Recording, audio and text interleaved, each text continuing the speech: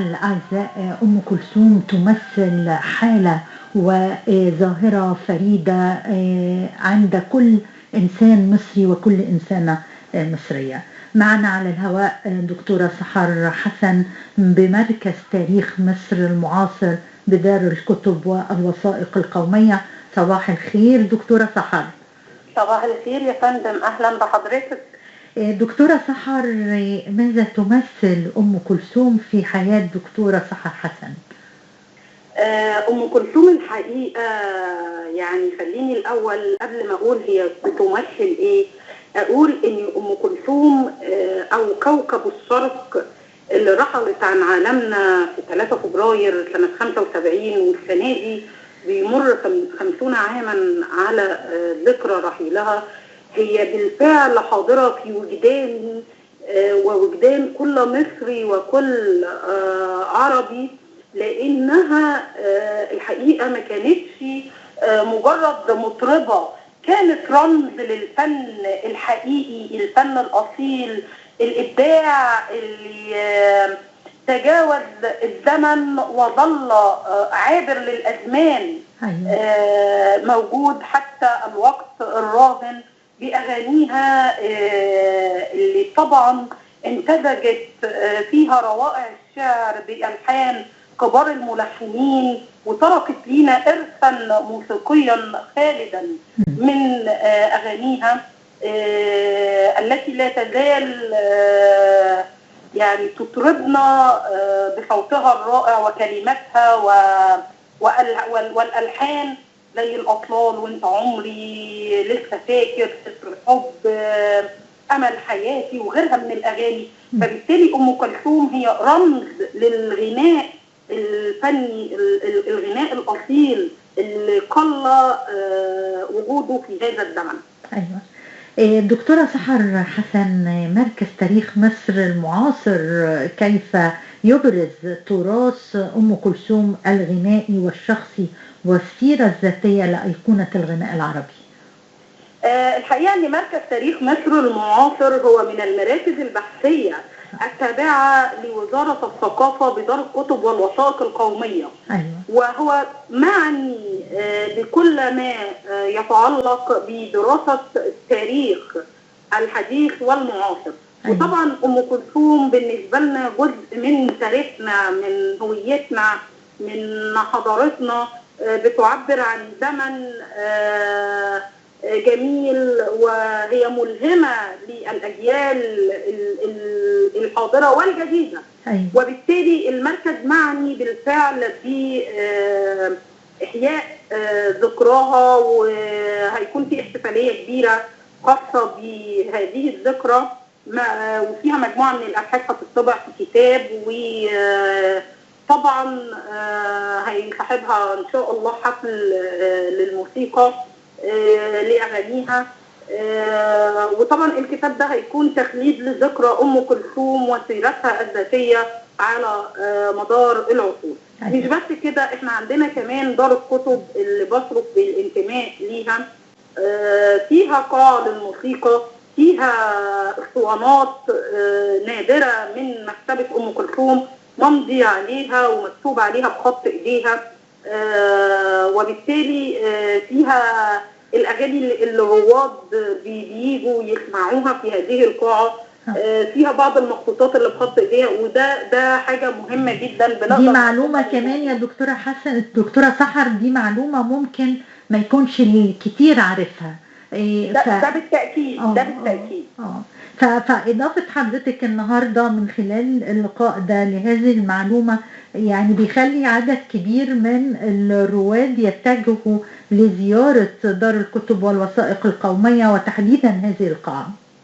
إن شاء الله ينوروا في أي وقت. إن شاء الله. دكتورة سحر، يعني الدور الوطني لأم كلثوم هل هو أيضا له وثائق داخل دار الكتب والوثائق القومية ومركز تاريخ مصر المعاصر؟ الحقيقة إن يعني أم كلثوم لعبت دورا وطنيا يشهد عليه التاريخ، ويعني قدرت إن هي تقدم الكثير للمجهود الحربي. كانت بتعمل حفلات وتقيم الحفلات وتتبرع باللي بيجي منها للمجهود الحربي. طبعا في بعض الأعمال والكتب والحاجات اللي وثقت لهذا موجودة في دار الكتب بالتأكيد وفي دار الوثائق. أيوة. دكتورة سحر، يعني هأعود لحضرتك مرة أخرى ونستكمل اللقاء بعد أن نستمع لكوكب الشرق أم كلثوم. يا حبيبا زرت يوما أيكم طائر الشوق يغني ألمي. يا حبيبا زرت يوما أيكم طائر الشوق يغني ألمي. يا حبيبا زرت يوما أيكم طائر الشوق أغني ألمي. لك إبطاء المذل المنعم وتجلي القادر المحتكم وحنيني لك يكوي الله وحنيني لك يكوي الله وحنيني لك يكوي الله والثواني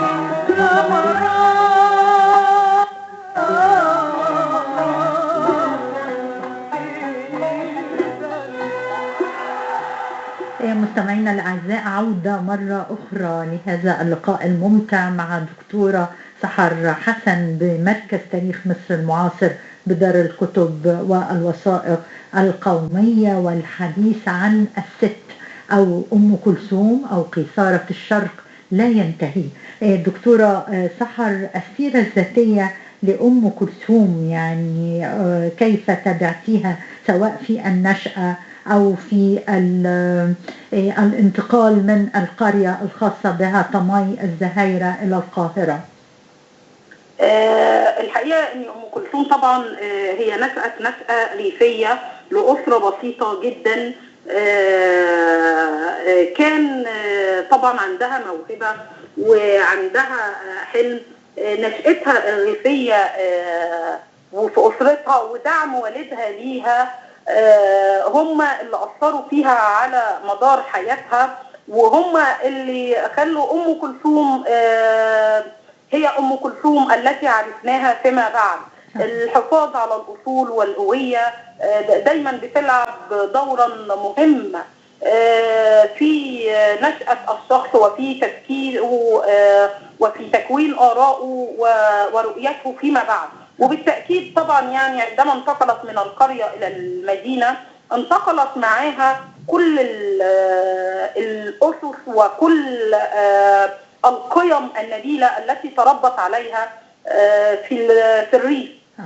دكتورة سحر، الثقة الزائدة عند أم كلثوم وفي الفترة الأخيرة وبالرغم من الظروف الصحية الخاصة بها إصرارها على النجاح، الصفات دي يعني هل متواجدة في الشخصية المصرية عموما ولا أم كلثوم حالة فريدة من نوعها؟ لا، الحقيقة أن الشخصية المصرية بشكل عام هي شخصية فريدة بين كل العالم.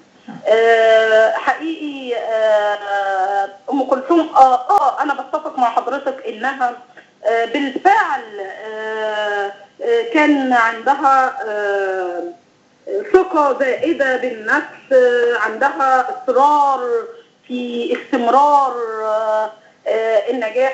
في قاعدة دايما بتقول ايه؟ الوصول الى القمة سهل، لكن الاستمرار على القمة هو من اصعب الاشياء.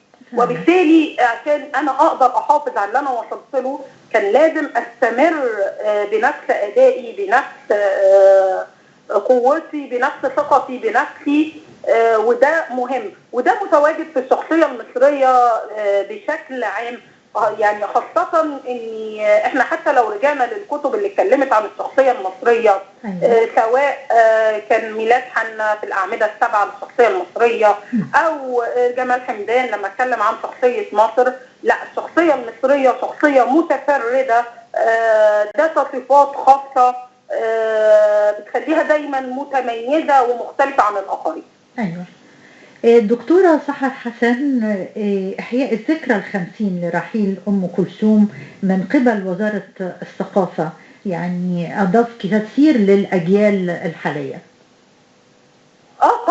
طبعا هو مهم جدا، لأن أم كلثوم هي ليست فنانة عادية، بل بالعكس هي لها إرث ثقافي، وهذا الإرث ليس إرث منقطع ولكنه إرثا مستمرا، لأنها رمزا ليست للثقافة المصرية فقط ولكن للثقافة العربية الرفيعة. والحقيقة ان كل اعمال ام كلثوم بتدرس في المعاهد الموسيقية وبتعاد اغانيها بوسائل من التكنولوجيا. يعني احنا سمعنا اخيرا ان اغانيها بتحاكى عن طريق الذكاء الاصطناعي مرة اخرى، وبالتالي وزارة الثقافة مهتمة بده، مهتمة باعادة احياء ذكراها. احنا نتبع وزارة الثقافة عاملين احتفالية، في اكثر من احتفالية في اكثر من مكان خاص باحياء الذكرى 50 لأم كلثوم، في صارت الغناء العربي وكوكب الشرق الست. وبالتالي لانها ملهمة للاجيال القادمة ايضا. والادوار اللي لعبتها ام كلثوم في اثراء الحياة الثقافية سواء المصرية أو العربية دور مهم وكبير جدا. يعني يكفي إن هي تركت لينا الفرقة الموسيقية الخاصة بيها اللي ساهمت في تقديم جيل جديد من العازفين والموسيقيين، وهي اللي أسست هذه الفرقة. يكفي هي تركت لنا مثلا نوع من انواع الثقافه الشعبيه بمشاركتها في السينما، لانها شاركت مثلا ب6 اعمال، عايده وسلامه وفاطمه وغيرها من الاعمال السينمائيه اللي تعتبر ثقافه شعبيه، ونقلت لنا وصورت لنا ام كلثوم صوت وصوره. فبالتالي اهتمام وزاره الثقافه بيها ده مش غريب على الثقافه المصريه، ومهم جدا لانها بتلعب دور كبير في اثراء الثقافه المصريه. الدكتورة سحر حسن بمركز تاريخ مصر المعاصر بدار الكتب والوثائق القومية، بشكر حضرتك شكرا جزيلا وصباح الخير. شكرا يا أستاذ عبد. شكرا.